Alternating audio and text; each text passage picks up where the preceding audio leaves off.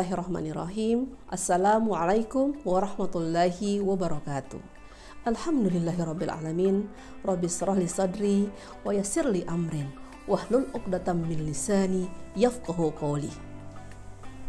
Asyhadu an la ilaha illallah wa asyhadu anna Muhammadar Rasulullah. Masyarakat Gorontalo yang diberkahi oleh Allah Subhanahu wa taala.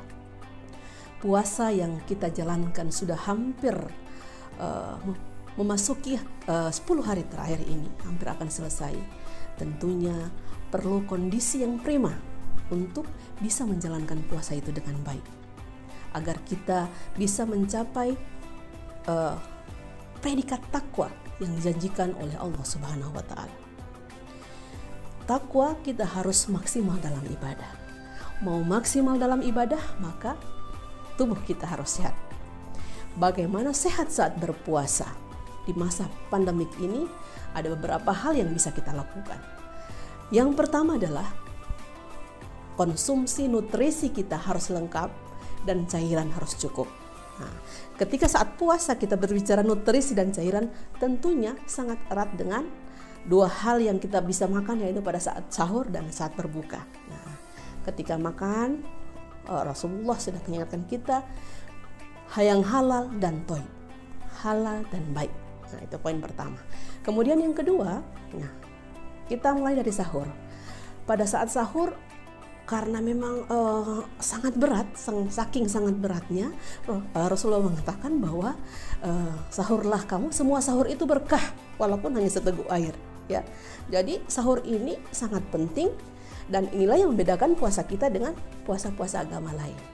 Nah, pada saat sahur kita upayakan agar semua sumber nutrisi, karbohidrat, protein, lemak, vitamin, mineral ada. Ya, harus ada. Orang mengatakan malas. Ya, kalau malas misalnya untuk buah bisa kita siasati misalnya dengan pisang yang gampang dibuka, gampang dimakan. Ya. Kemudian Rasulullah menyampaikan bahwa sahur itu diakhirkan. Kenapa diakhirkan? Ternyata setelah dikaji secara ilmiah, proses pengosongan lambung itu 6 jam. Jadi kalau kita sahurnya misalnya sudah tidur sudah jam 12 malam, daripada tidak bangun sahur, makan. Ya. Otomatis pada jam 7 pagi lambung sudah kosong. Kita akan mulai sangat lemah. Oleh karena itu disunahkan untuk sahur diakhirkan. Ya. Kemudian selain sahur, berbuka. Ya. Nah, kalau sahur di akhiran, berbuka malah disegerakan. Kenapa harus disegerakan? Karena setelah melewati puasa panjang 8-14 jam, kondisi tubuh kita perlu segera untuk direhidrasi lagi. Rehidrasi agar cepat untuk bisa beraktivitas dengan baik. Ya. Segera berbuka. Maka dalam hadis Rasulullah bersabda bahwa setiap orang yang senantiasa berada dalam kondisi kebaikan ketika dia menyegerakan berbuka. Nah, terkait makan minum ini yang paling penting juga adalah jangan berlebih-lebihan. Nah, karena berlebih-lebihan itu adalah temannya syaitan. Jangan pada saat berbuka karena sudah puasa sekian jam balas dendam, makan segalanya. Ya. Karena sunnahnya adalah sepertiga makanan, isi perut kita adalah sepertiga makanan, sepertiga minuman, dan sepertiganya adalah udara. Jangan dipenuhi dengan makan minum semuanya. Kemudian yang penting juga tadi adalah secara nutrisi adalah cairan yang cukup. Jadi kalau misalnya kita minimal 2 liter sehari itu harus kita penuhi pada saat kita berpuasa. Walaupun misalnya sekitar 14 jam kita tidak makan minum ya. Misalnya bisa kita siasati pada saat berbuka ada 4 gelas ya, kita minum. Pada saat sahur, pada saat menjelang tidur 2 gelas lagi, kemudian pada saat sahur 2 gelas lagi. Nah, ini akan membantu kita untuk memenuhi kebutuhan nutrisi dan cairan tubuh kita. Kemudian yang kedua adalah yang dibutuhkan pada saat berpuasa adalah kita harus tetap beraktivitas dan berolahraga. Kenapa tetap beraktivitas dan bekerja?